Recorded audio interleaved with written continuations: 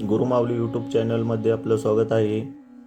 पौराणिक कथा, भजन, कीर्तन पाहण्यासाठी आणि ऐकण्यासाठी आपल्या गुरुमाऊली यूट्यूब चॅनलला सबस्क्राईब आणि लाईक करा. व्हिडिओ आवडल्यास व्हिडिओ शेअर करा. आज आपण भक्तविजय या ग्रंथातील कबीरपुत्र कमाल याचे चरित्र पाहणार आहोत. श्रीरामाचे दर्शन झाल्यानंतर कबीराच्या आईने कबीरास आणि त्याच्या बायकोस त्रास देण्याचे सोडून दिले. तेव्हापासून ती दोघे मोठ्या प्रेमाने रामाचे भजन करू लागली.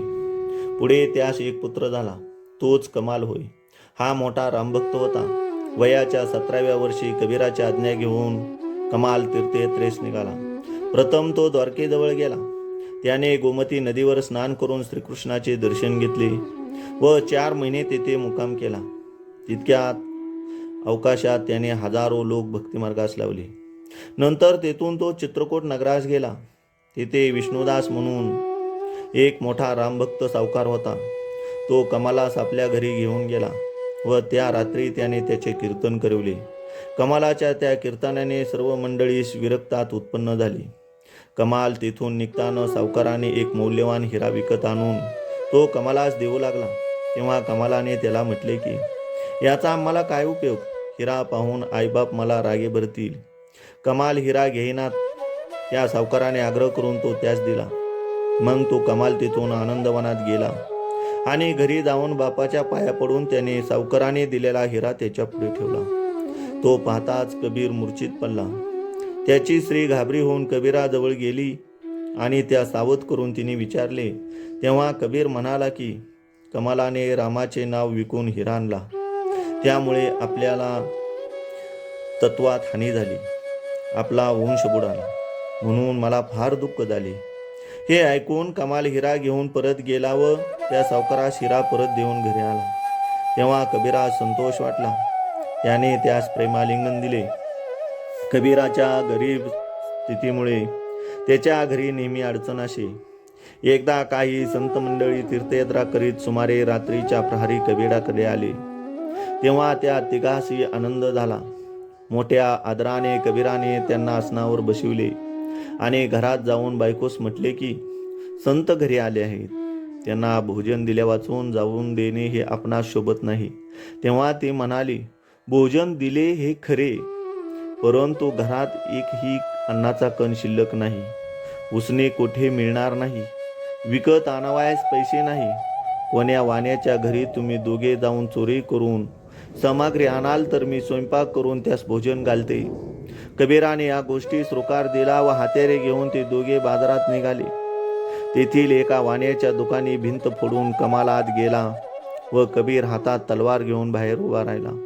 कमालाने त्या दुकानातील तांदूळ, डाळ, गूळ, साखर, तूप वगैरे जिन्नस असलेल्या सर्व मंडळीस पुरतील इतके घेऊन बाहेर कबीरापाशी येऊन दिले आणि आपण गेल्यावर कदाचित फुललेल्या भिंतीतून दुसरा कोणी आत जाऊन चोरी करेल म्हणून कमालाने वाण्यात जागी केले आणि कमाल बाहेर पडू लागला. इतक्यात वाण्याने मागून येऊन त्याचे पाय धरले. तेव्हा कमालाचे शिर बाहेर आणि पाय आत होते.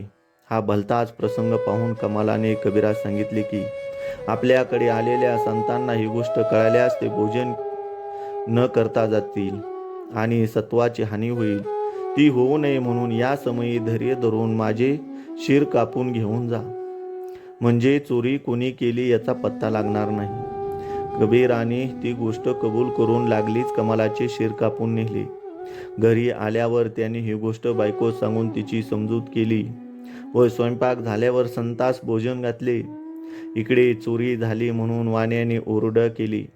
ते ऐकून आजूबाजूचे लोक धावून आले व तो प्रकार पाहून ते वाण्यास म्हणाले, चोराने आपले साथीदाराचे शिर कापले म्हणून बरे झाले, नाहीतर आज तुझा खचित घात झाला असता. पुढे राजाकडे फिर्याद गेली. तेव्हा राजाने त्यास धडास सुळी देण्याची आज्ञा केल्या वाचून सेवकांनी ते धड सुळावर चढवले. कबीराकडे आलेले संत भोजन आटपल्यावर परत जाऊ लागले. तेव्हा कबीर व त्याची बायको त्यांना पोहोचवण्यासाठी बरीच लांबणीवर गेली. ती सर्व मंडळी सुळापाशी आली. तेव्हा कमालाच्या धडाने त्या संतांना हात जोडून नमस्कार केला. हा चमत्कार पाहून संतांनी कबीरास हकीकत विचारली.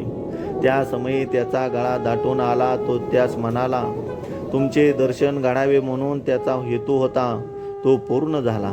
संतांनी विचारले की असा आहे तरी कोण?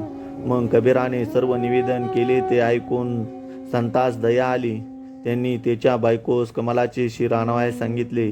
तिने मस्तक आणून संतास दिले व त्यांनी धड काढून त्यावर ते मस्तक ठेवताच कमाल पुन्हा सजीव झाला. हा चमत्कार पाहण्याकरता बायका पुरुषांची एकच गर्दी होऊन गेली. कमालाने जिवंत होता संताच्या पायावर लोटांगण घातले. तेव्हा सर्व संत त्यांच्या मस्तकावर हात ठेवून निघून गेले. त्या समयी सकळ नागरिक लोक कबीर आणि कमाल यांचा वंदन करून आनंदाने नगरात गेले. अद्भुत कार्य श्रीराम कृपे वाचून व्हायचे नाहीत अशी सर्वांची खात्री झाली. आणि याप्रमाणे भक्तिविजय या ग्रंथातील 6वे पुष्प या ठिकाणी समाप्त होत आहे. रामकृष्ण हरी.